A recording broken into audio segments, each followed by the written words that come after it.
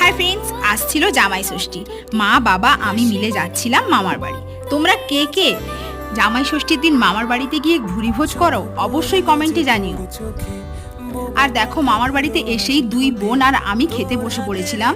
জামাইদের কিন্তু এখনো খাওয়া হয়নি।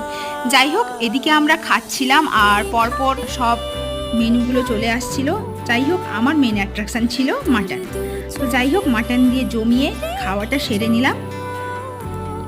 আর এদিকে দিদা বাবা আর মেশোকে ফোঁটা দিয়ে দিচ্ছিল।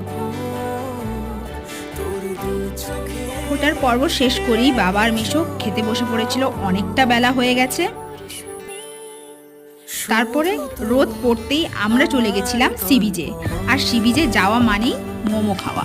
তো যাই হোক, আমি খেয়েছিলাম না, বাট দুই বোন খাচ্ছিল। তারপর তিনজন আইসক্রিম খেতে খেতে ফিরছিলাম বাড়ি। টাটা।